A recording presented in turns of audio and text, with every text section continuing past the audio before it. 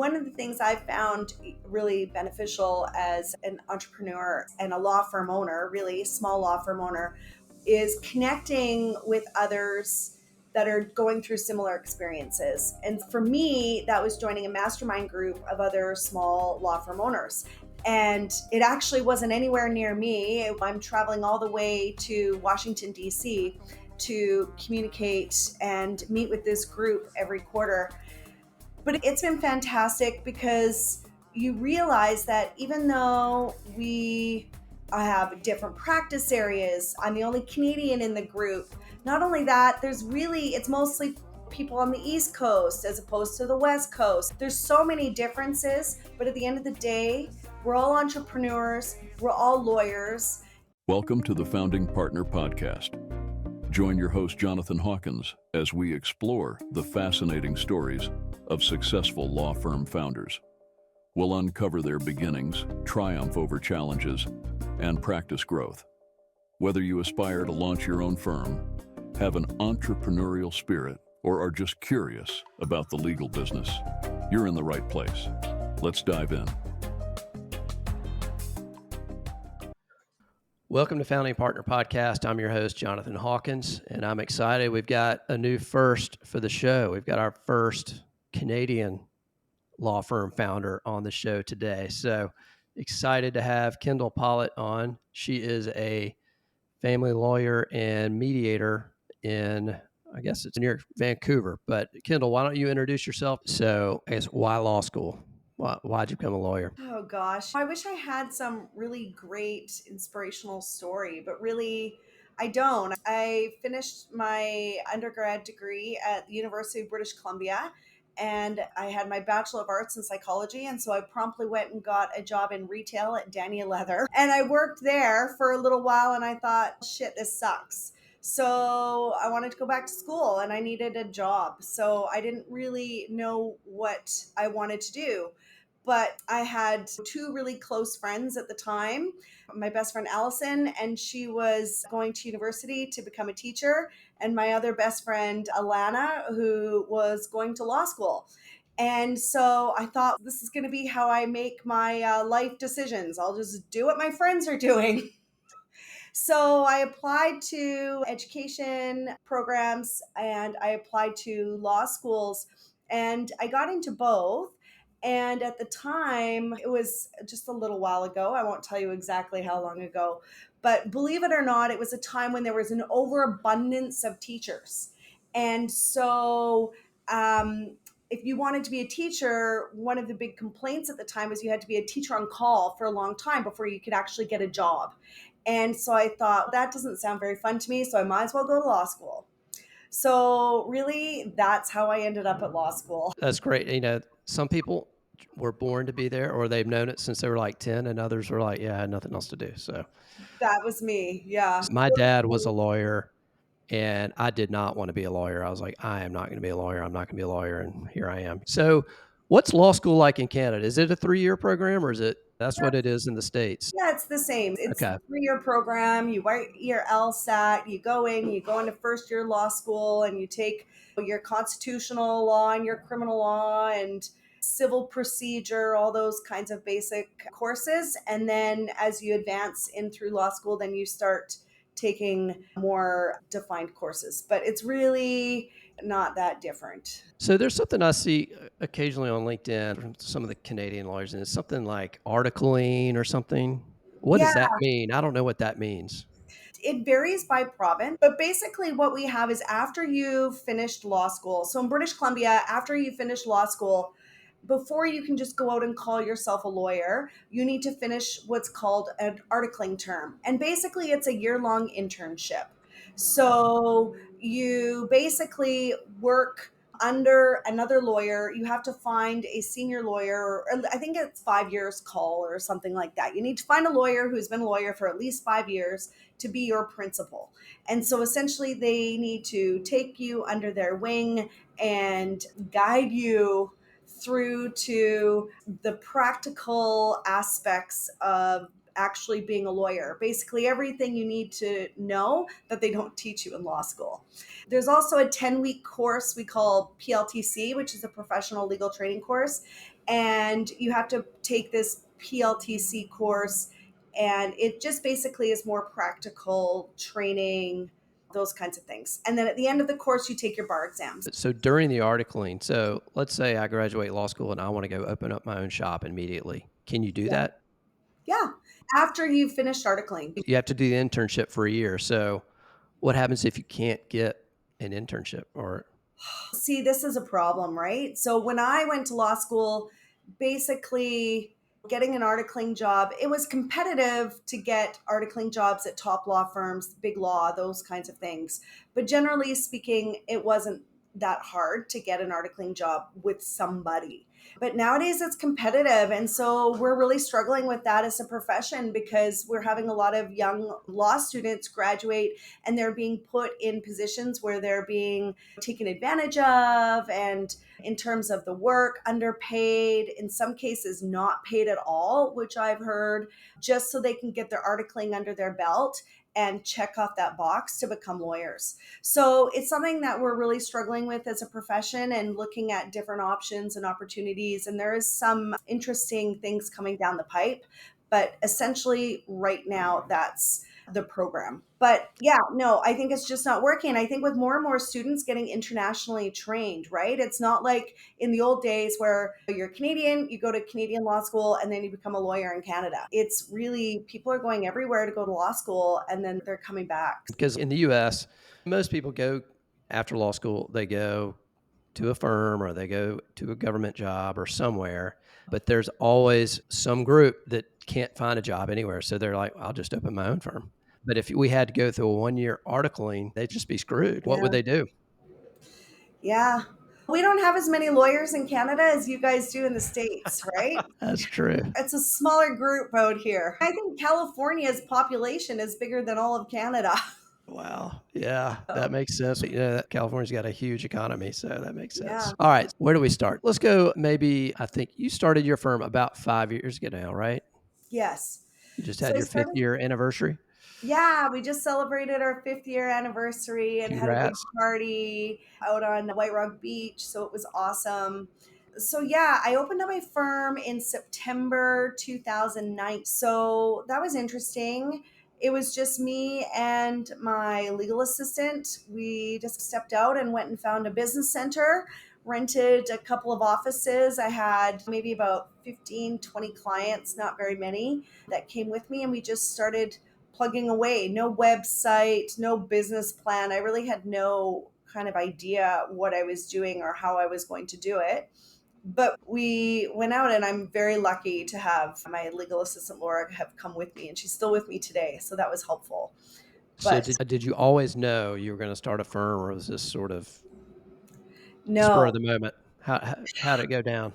it wasn't really spur of the moment. I think it was a series of events and changes professionally as time went on. When I first started, my goal was to be a partner in a successful kind of, I was thinking, I had in mind like a mid-sized law firm, not too big, not too small, just step in, be a partner. To me, that was the epitome of success and professional accomplishment.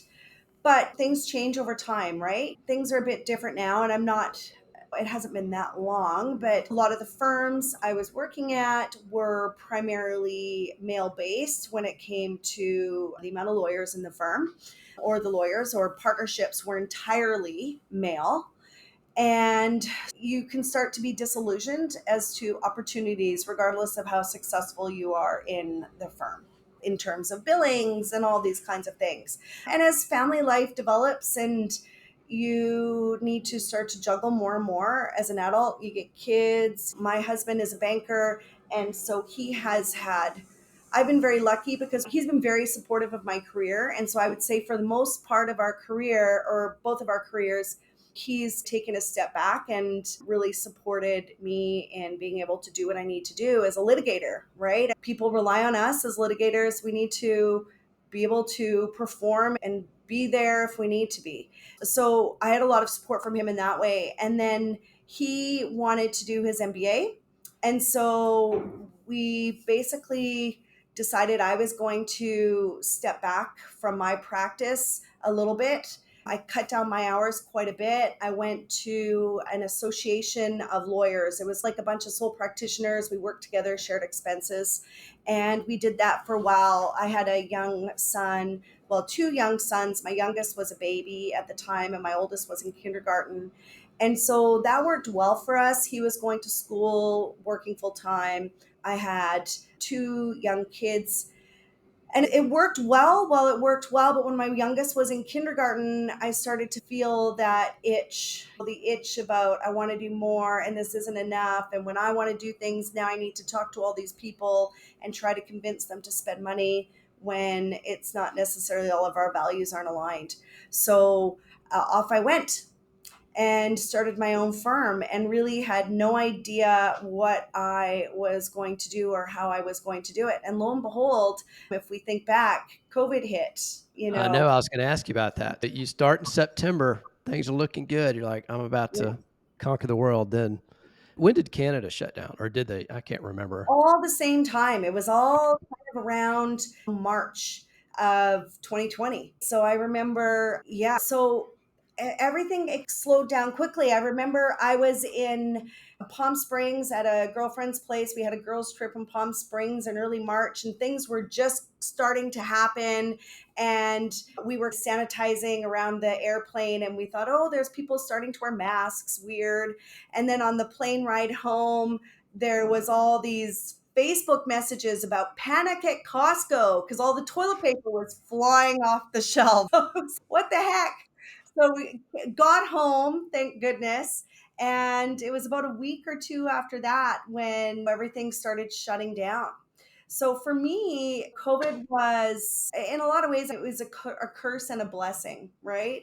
So for me, COVID was a blessing in a lot of ways. I think by that time, my husband and I were getting very busy. So, for any parents out there who are trying to juggle two careers, running kids around to every which way, to activities here, there, and everywhere, it was a lot, right? And so you don't realize you get into this craziness until all of a sudden it stops. And so for me, COVID was a blessing because everything stopped. I was like, oh, wow, this is what it feels like to not be so stressed and harried and running to hockey arenas all over Timbuktu, and actually enjoying my family and enjoying my husband again. Okay, wow, we've got things in common other than just the kids and running the house. So that was fun. But for me, also, it was my practice shut down because I had no website, right? My practice at that point was solely word of mouth, referral based. And it wasn't a lot because I hadn't really spent much time developing myself in that way. So my workload, and the courts shut down, just like you guys. Mm-hmm. So all of a sudden, my court calendar was wide open. People weren't wanting to hand over the $5,000 retainers on their credit cards as easily or at all. And I had no way of really letting people know that I existed because I had no digital presence at all. And so from there, it was interesting because I then started thinking, okay, I need to figure out what to do here. I need to figure out what I need to do in order to get business through this door. And so I just started learning and researching and reading and doing.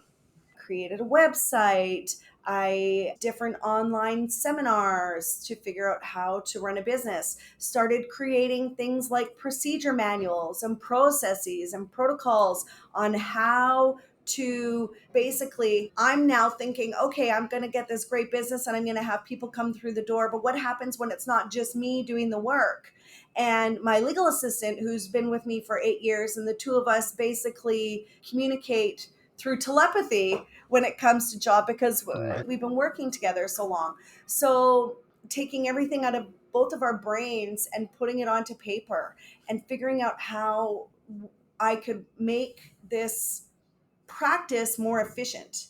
And so I just worked and spent time just doing that. Now it helped that my husband and I had a condo in Whistler, and we still do.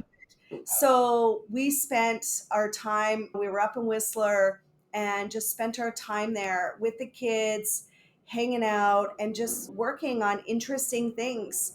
And my husband was in banking too, as I said. And so he was a director of small business at a credit union.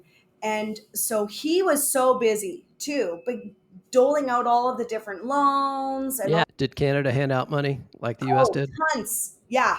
It was like water, just throwing out money. And my husband was just so busy working, developing these programs and implementing them to make sure everyone got money quickly. So it was really interesting time. I just spent a lot of time working and learning and not working on the practice. It was literally hours and hours and days upon days and weeks upon weeks of just learning how to develop a business and market a business.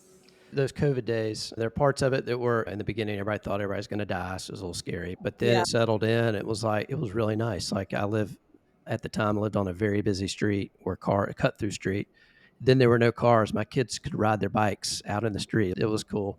And the Yeah. other thing that you're a family lawyer, some of the other family lawyers that I know, everybody having to stay at home cooped up together, it's led to almost a boom in divorces afterwards. Did you experience that?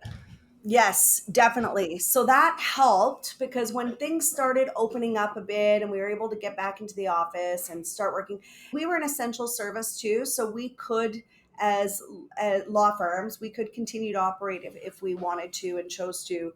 So as things started to open up, and I started to learn how to market myself digitally without actually going to networking events and speaking to people, then clients started to come through. And it was a tough time for people because not only were there a lot of couples out there that the time together did not do well for their relationship, and so time to call a family lawyer, but also the backlog for so long.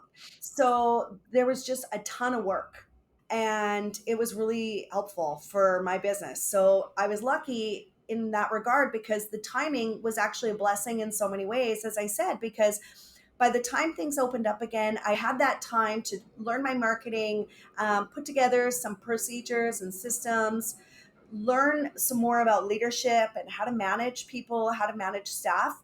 And also, that coincided with the opening of the world and the influx of potential clients needing family law lawyers.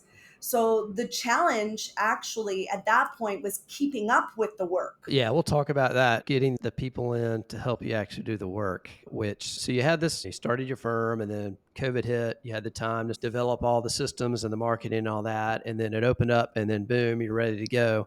So we mentioned a minute ago, you just celebrated 5 years. I think I saw some post that your firm was recognized like number 88 on the top 416 top growing companies in Canada. So congrats on that. Congrats on the Thanks. growth. So tell me about the growth. So it was you and your assistant when you started, and then where are Yeah, you now? as most can probably imagine, that growth is not always linear, right? It feels like whenever you're an entrepreneur, it's two steps forward, one step back, five steps forward, four steps back, but then you get 10 steps forward. And so it's always this tug of war in trying to continue to move forward, continue to build on what you have developed and make everything better and do better and be better. So that's really the trajectory. It was certainly not always an easy road forward and an easy road of growth. At one point, because during that time, one thing I haven't mentioned too is during that time, my legal assistant, Laura, right away, like during COVID, when COVID hit, she got pregnant. And in Canada, we have long maternity leaves. So you're entitled to take up to a year of maternity leave when you have a baby.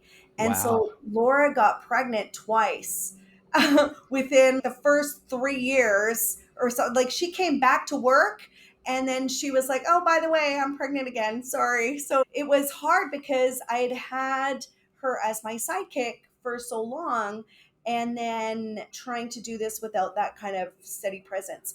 And so we were hiring when she went on mat leave. And so we went from like the two of us to then three. And then those two people didn't work. And then all of a sudden it was just me. And I was like, oh my goodness, right? Down to one. It's funny, things work out. You just stay positive and you just keep pushing forward and you just keep putting one foot in front of another and you work through the difficulties. I'll tell you, I've been there, and I know others that have been there. So you grow, you get the people, and you think it's humming along, and all of a sudden, those people are gone, and then it's all Yeah. back on you, and maybe you and one other person, and you're just like, "Holy crap! How can I handle all this?" And that's hard. So you mentioned a minute ago, nowadays there's more lawyers maybe than positions. What about sort of non-lawyer staff? Are they hard to come by nowadays, or Oh, yeah. One of the things I found really beneficial as an entrepreneur and a law firm owner, really small law firm owner, is connecting with others that are going through similar experiences. And for me, that was joining a mastermind group of other small law firm owners. And it actually wasn't anywhere near me. I'm traveling all the way to Washington, D.C. to communicate and meet with this group every quarter, but it's been fantastic because you realize that even though we have different practice areas, I'm the only Canadian in the group. Not only that, it's mostly people on the East Coast as opposed to the West Coast. There's so many differences, but at the end of the day, we're all entrepreneurs, we're all lawyers, and we're all trying to go through achieve generally in some way the same thing, which is a successful, profitable business where we can operate as lawyers with integrity and professional satisfaction. So, having said that, really, it doesn't matter where you are. It's staffing. It's the one thing we talk about and complain about all the time, whether we're looking for lawyers, whether we're looking for legal assistants, paralegals, marketing assistants, like everyone is just such a challenge no matter what. I remember one time we were joking, and one of my friends there, she said they had this interview and she thought, should I offer to have them picked up in a limo so that they actually show up for the interview? So it's a challenge. And not only that, when you do find someone to hire, okay, is this the right person? Did I actually make the right decision here? And sometimes it's the right decision and sometimes it's not. And that's a challenge no matter where you are or what area of law you practice. yeah, I'm with you. And I'll tell you, when you get a superstar, no matter what type of position they're in, when you get one, night and day, it's just holy crap. This is what it's supposed to be. Yeah. It's an amazing experience, Well, at because least for it feels so easy, right? And then I think as lawyers, we're generally type A personalities. And if we're running law firms, it's very easy for us to get down on ourselves too, because, okay, is every problem a leadership problem, right? But I don't necessarily subscribe to that. I take responsibility. I take a lot of responsibility on probably too much still on everything that happens in my practice and in my firm. But at the same time, as lawyers and as law firm owners, we have to say, okay, we can't do it all. We can't always make the right decision. And, sometimes it's a people problem and it's not a leadership problem. And it's about getting the right person in the right seat. And that's a real challenge. So, one of the things I've really learned and have subscribed to as of late is trying to make those decisions. If I make a wrong hiring decision, I pull the plug much faster. I used to just let it drag on and try coaching and talking and reviews and all these things to try and help people through it and give them chance after chance. And I've really stepped back from that approach. And I've really taken the position at this point. What is it? I think the saying is hire slow and fire fast. And I try to do that as much as it sounds terrible, but it does help. it sounds terrible, but it's so true. And I think that's the sort of thing where you do it long enough and you hire enough people and you see enough that it's so obvious. Like once Yeah. you've been through it enough, I tell the story a lot, but I've got a friend, she's a family lawyer here in Atlanta. And at one point she said, yeah, I hire two people for every position because I know one of them's not going to work out. It was exactly, I knew within a few weeks, really. It's just this person wasn't gelling and not fitting with the culture, not fitting with what I was looking for. as a team member. Bright young lawyer, but yeah. The other thing too, think about it, it's not fair to either side. So usually they know they're not fitting in and they need to be in a place that's better suited for them. And if they can't find it, then they create their own. But I think it's like that in almost anything, like school, team, fraternity, sorority, whatever it is you call it, is you're not supposed to be in every group because not every group's for you. Well, and that's it. That's exactly right. Yeah, that's exactly right. Real quick, thanks for listening. If you're getting any value out of this podcast, please take 2 seconds to hit the subscribe button and leave a 5-star review. It would really mean a lot to me. Now back to the show. So how many attorneys do you have now? So right now there's 7 attorneys and 8 support staff. So we're at 15 plus a few, like I've got an external bookkeeper that comes in still once a month to help. We've got our external tech guy who we have on speed dial for everything. But I'm always still continuing to try and grow and expand. At this stage, I still am in desperate need of another legal assistant. I'm in desperate need of another paralegal, and I could use at least another lawyer, right? At least one other lawyer at this stage. We are currently under capacity in terms of our staffing right now. We just keep one thing that's interesting. So we've just in the works of opening up an office in Vancouver. And so it'll be interesting to see how that shifts because my practice right now is suburban based. And so usually I'm more limited in terms of recruitment to people who live in the immediate area, generally speaking. But when I moved downtown, Vancouver, open up an office down there, hopefully within the next 6 months or so, it's all in the works. Knock on wood. I've learned as an entrepreneur that the best laid plans don't always pan out. But I'm hoping that may help in terms of the central location of the office, may be able to help with recruitment, but who the heck knows, right? So it's going to be a new market, a new adventure, and I'm looking forward to that. But ask me in a year. So how are you going to do that? So are you going to be going into the office every day or how are you going to manage that office? Yeah, I'm going to have to just divide my time. So I'll continue to spend a couple of days in the White Rock office.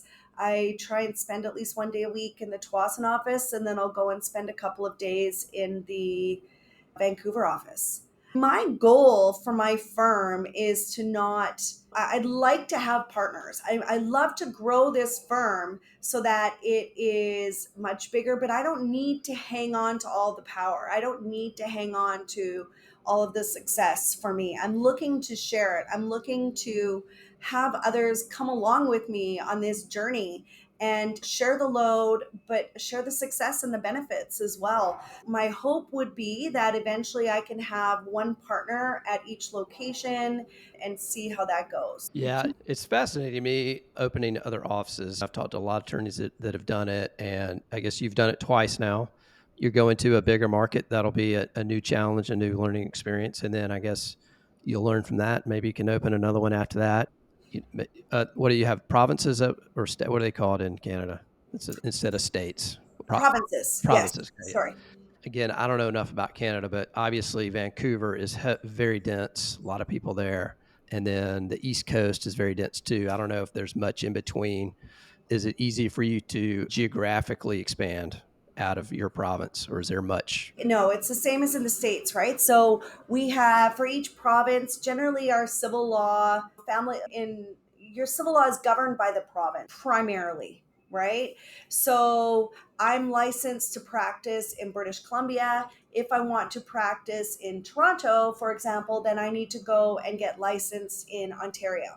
Now, is it really difficult? I need to learn the law and I need to take the bar exams out there in order and pass and get licensed. But that's basically the barrier. So you could, yeah, there's several provinces, there's different hubs between Vancouver and Toronto in Canada, but I'd say those are the 2 large hubs in our country. Maybe one day, maybe we'll see. You've got 7 attorneys now. That's pretty good growth for 5 years, especially with COVID there in the middle. So really, it's probably more like 3 years, right? It really is. Yeah, it really is. And so your firm also, you do family law based, but you also do some mediation. What's the breakdown there between the two practice areas? And is it just you that mediates, or are there other people in the firm that mediate? Yeah. So right now it's just me that mediates, currently seeking a mediator.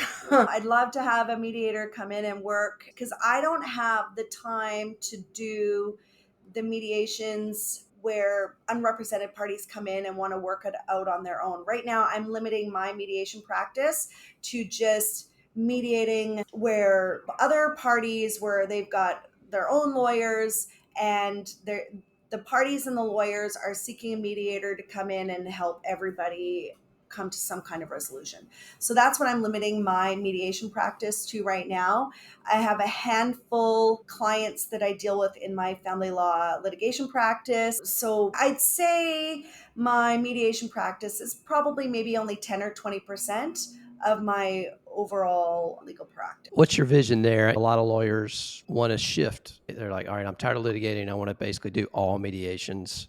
And then I Yeah. know other mediators that say, I want to keep litigating because it makes my mediation practice better. I don't know. What's your thoughts on that? I think both are good views, right? I think they both have merit, both views. For me, I like continuing my litigation practice because I think it keeps me sharp. It keeps my legal skills up and really helps me maintain a good knowledge of the law and how to help people.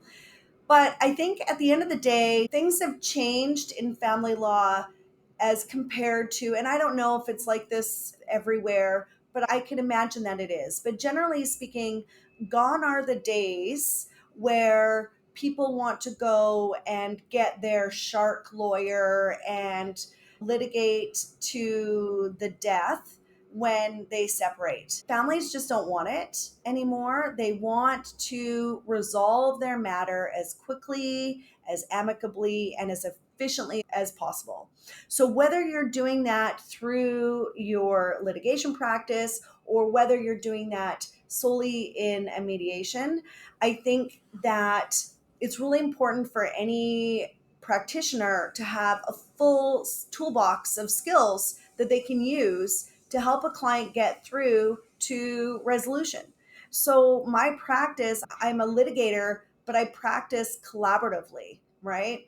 I use every tool available. If I think an interim application on spousal support or child support will help move a file along to an amicable and reasonable settlement so that these parties can essentially get me out of their lives faster and more efficiently, then I will use that tool in my toolbox.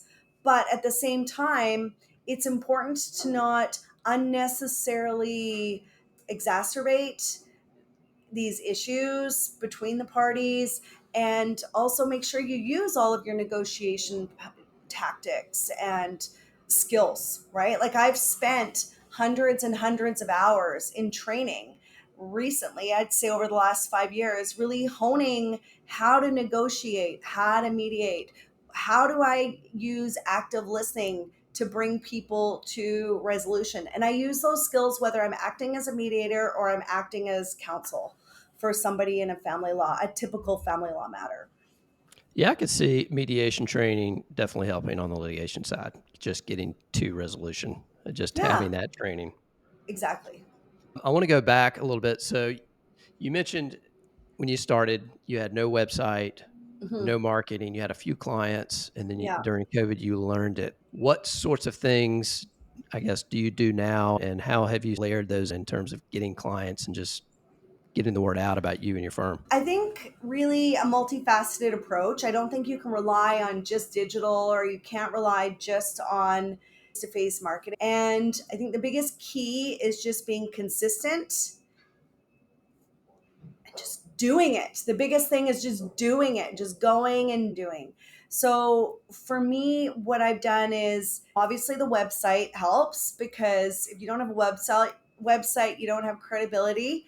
You don't exist as a person or an entity, as a firm or anything without a website. So that was my first step. Also, for me, PPC ads, Google pay per click ads have been really helpful to get work through the door quickly. So it's a tool. It's not my main marketing tool, but it is a tool that we use. I think in family law generally, all through North America, our PPC costs are not the PPC costs of a personal injury lawyer. So it's a more cost effective way for us to draw people to our website, and it works. And then, other than that, the big thing for me is getting out there. I'm getting out there in terms of social media. So I'm posting on LinkedIn. I'm trying to share my successes with the world, because when you have your own law firm, it's not enough to just be a good lawyer, but you need to let others know that you are a good lawyer. And it can be a hard thing to do and a hard mental block to get through for people, but it's something you've just got to do. So you go to social media and you talk about things. Don't be afraid to chime in on a contentious issue. For digitally, that's been important for me. And then going out there and getting into the community. So because my firm is a suburban based firm, getting out into the community, showing my face, meeting people, trying to locate those COIs, who are the centers of influence in the community, and try to create relationships with these people. And you meet them through chamber events, board of trade events, going to galas, sponsoring community events, just getting out there. And every event I go to, I try to tell myself, okay, Kendall, go and try and meet 2 to 3 new people for this event. I don't need to meet everybody. I don't need to conquer the world in that one event. I need to make connections with 2 or 3 people. And if I can take those connections away and follow up with them at some time in the future, invite them for lunch, reach out, say, hey, it was nice meeting you, some kind of follow up so that you can build that connection. That is really key. And follow up is the biggest thing. So that comes down again to your intake system and your systems. So if people come in and they'll have, say, a consult, and maybe they're not ready to retain right in that minute, what is our follow up system? We're getting more into So, sales as so let opposed me to, ask real quick. yeah. So I'm in the market for a new CRM. So do you have a CRM system you use? Do you have one you recommend? Yeah. Or no? Well, we use Clio Manage for practice management, and then we use Clio Grow for our intake and CRM system.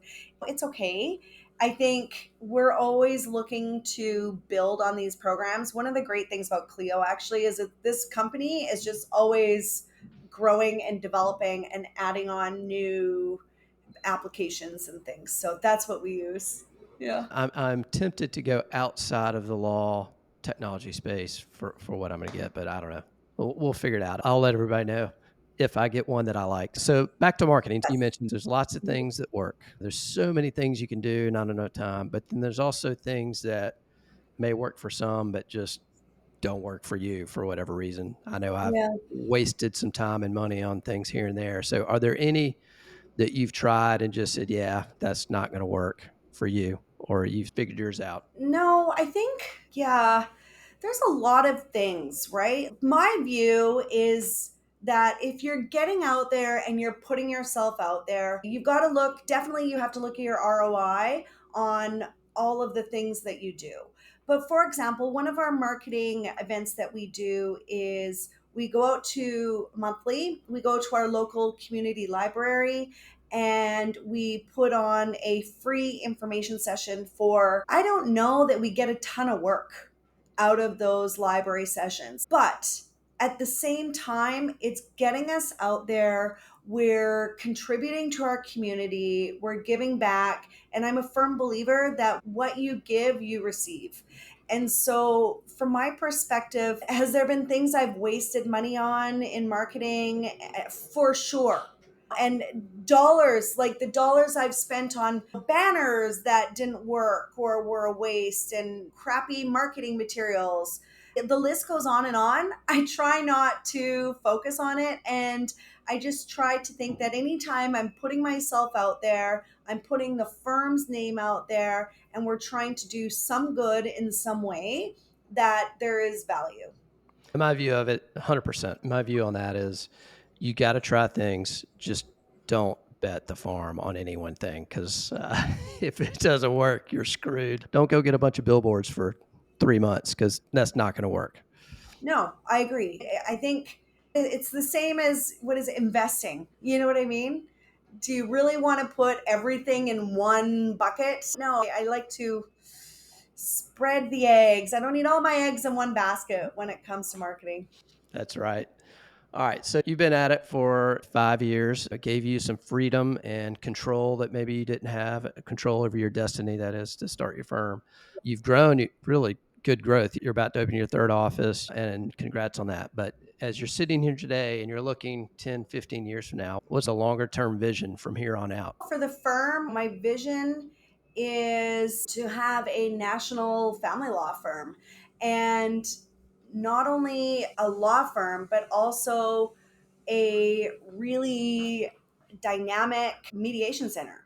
So, really, what I would like to do, and I haven't really had the time to do, is really develop that mediation side of the business, because I do think that there is just so much potential.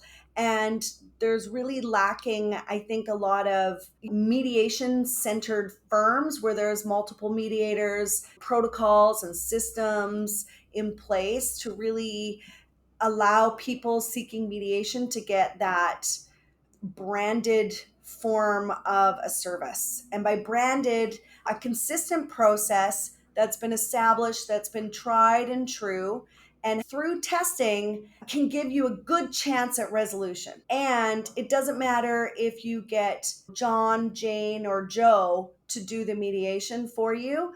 Everyone is going to follow the same system and the same process, and you're going to be able to have a really good chance at resolving your matter. And taking that vision and spreading it across the country, Coast to coast? Is that the? coast to coast. That'll be cool. I wonder if the mediation practice grows, you may have to separate the law and the mediation, have two different companies. I don't know. Well, we'll Potentially. stay tuned. Yes. Looking back at your 5 year ago self, is there any advice you'd give yourself on maybe speeding up the process, or certain mistakes that maybe you could tell yourself to avoid along the way in building your firm? Yes. There's been lots of mistakes, lots of learning while doing.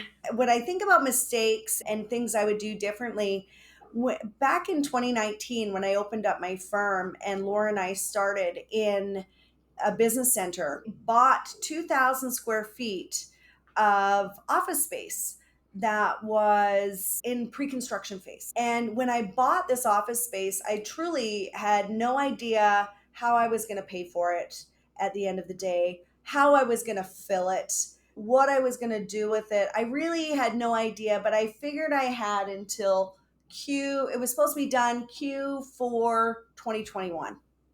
And I bought it in, I think, January 2020, again, just before COVID. And I bought this place and I kept going and thinking, okay, let's see what I can do. I thought maybe I can rent out some space, or I'll just build out a quarter of it. And of course, delays and delays with construction. And by the time I moved into this space, it was delayed by, we moved in September 2023. So that was a challenge, because I think if I were to speak to my future self, number one, I think it was a great idea, because at the time I didn't know how I was going to get to this space, but it also drove me to grow and gave me a destination, because I knew that I needed to fill this space. I needed to be able to pay for this space. And so it gave me a goal to achieve. The problem was that by the time we moved into this new space, we were grown out of it. Yeah, I was It going to took too ask. long, Yeah. right? Yeah. Would I change things? Yes. I think I would probably have bought bigger space if I could now. I would have change things in terms of getting trades and things like that so that things could have been done more efficiently. I don't think things were done as efficiently as they could have been done. So I don't know. There's a ton of things, but I think at the same time, looking back, I did the best I could. And it's generally been successful. And a lot of times it's like childbirth, right? And I know I'm talking to a man here. It really is painful. But by the time it's done, you really forget. And you just move forward and look at the good. So that's where I'm at basically with my business. That's cool. Try and So, focus on the good and the future. so another question I didn't ask. So your firm's name, how did Yeah. you come up with that? Peer Law and Mediation. Yes, living and working in White Rock. In White Rock, as I said, it's a coastal town right on the Pacific Ocean. And White Rock is home to Canada's longest wood pier. So there's this iconic White Rock pier just very close to where the office is. It's over 1,540 feet long, and it's just amazing. It's a sight to be seen. And so I decided to name my firm after the White Rock Pier. I love it. I love a good trade name. All right, Kendelle, thank you. This has been real fun. So if there's anybody out there that wants to get in touch with you, maybe some people in Canada looking for a job, maybe, I don't know, want to help you open that Vancouver office, what's the best way to find you? You can visit our website. Our website is peerfamilylawyers.com. And so that's PIER family lawyers, and that's plural.com. You can also give us a call at 604-560-8285. Thanks so much, John. I've had a lot of fun. All right. Yeah. Thanks for coming on. It's been fun. Thanks for listening to this episode of the Founding Partner Podcast. Be sure to subscribe on Apple Podcasts, Spotify, or wherever you get your podcasts to stay up to date on the latest episodes. You can also connect with Jonathan on LinkedIn and check out the show notes with links to resources mentioned throughout our discussion by visiting www.lawfirmgc.com. We'll see you next time for more origin stories and insights from successful law firm founders.